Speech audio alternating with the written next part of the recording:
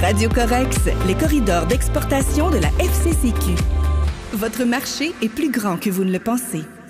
Aujourd'hui, à Radio Corex, nous avons le plaisir et l'honneur de rencontrer le délégué général du Québec à New York, M. Jean-Claude Lauzon. M.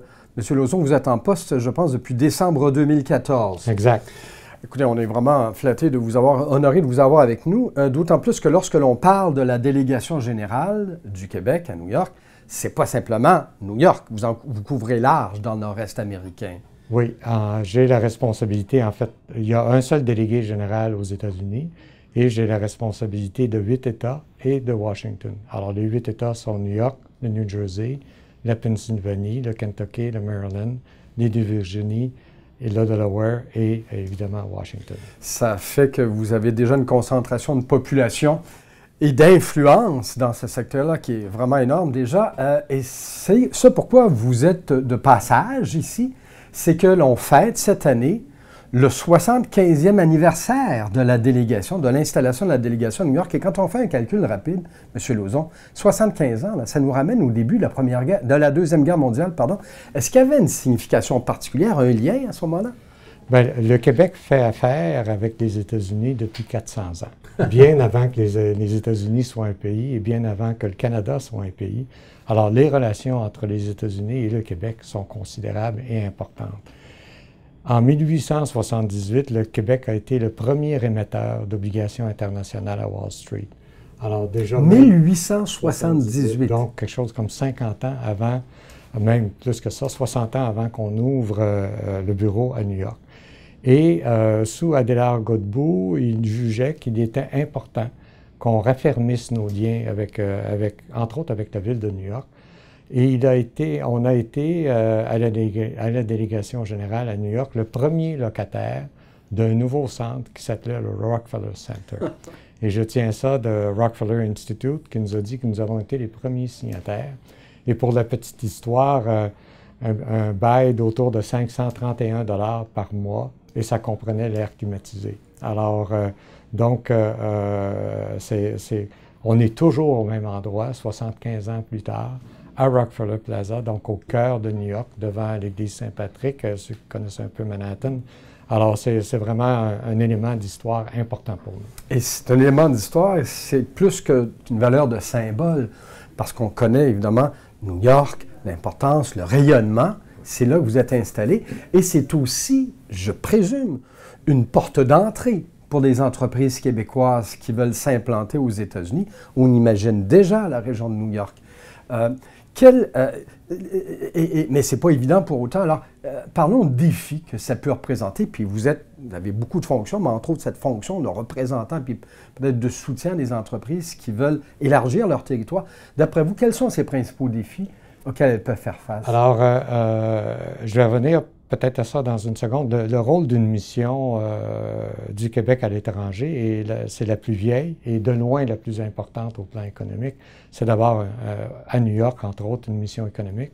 Mais on a aussi une mission innovation et éducation, une mission culturelle et une mission, je dirais, de comprendre l'environnement politique à l'intérieur duquel on œuvre, d'autant plus qu'avec les élections présidentielles qui s'en viennent dans quelques mois, ça peut avoir une incidence sur la façon de faire les choses. Pour les entreprises du Québec, et il y en a 4500 du Québec qui font affaire avec les États-Unis à tous les jours. C'est un défi constant de travailler avec le marché le plus important de la planète, le plus riche de la planète et aussi le plus exigeant de la planète. Alors, notre rôle à la délégation, c'est d'aider les entreprises d'ici, et c'est d'ailleurs pour ça que je suis ici. Là, je fais une tournée de plusieurs villes pour faire comprendre aux gens d'affaires comment faire affaire aux États-Unis, quelle est la pensée des Américains quand ils font affaire avec nous et qu'est-ce qu'on doit faire. Pourquoi? Parce que depuis 2000, le Québec a perdu une part importante de son marché avec les Américains. C'est étonnant, on penserait plutôt le contraire. Alors, on a perdu, il y a des années, on a perdu jusqu'à 17 % de notre chiffre d'affaires. C'est 10 milliards de dollars de moins dans notre économie par année.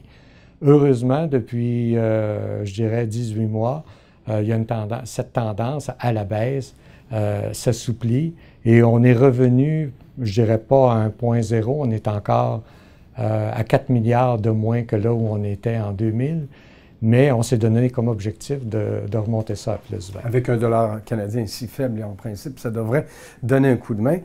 Vous parlez de l'ensemble des États-Unis. Cette cible du Nord-Est, dans le contexte, est-ce qu'elle vous apparaît particulièrement stratégique? Elle est fondamentale pour le Québec.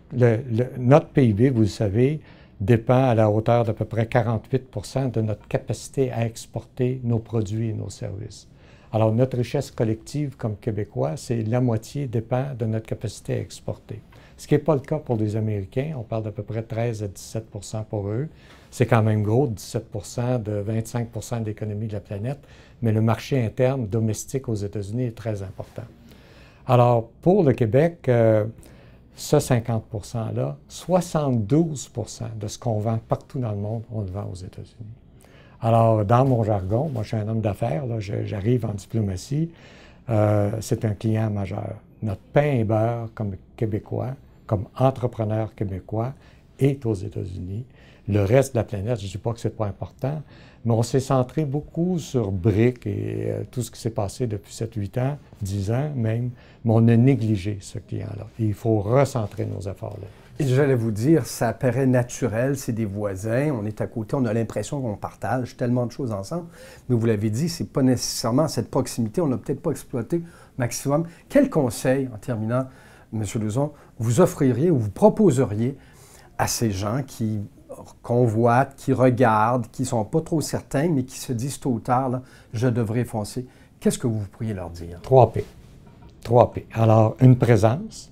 Alors, les gens d'affaires qui viennent soit à New York, à Philadelphie, à Pittsburgh, ou à Wilmington, ou à Louisville, ou à Washington, qui viennent une fois par année et qui pensent qu'ils vont faire des affaires, moi, je leur dis, revenez plus.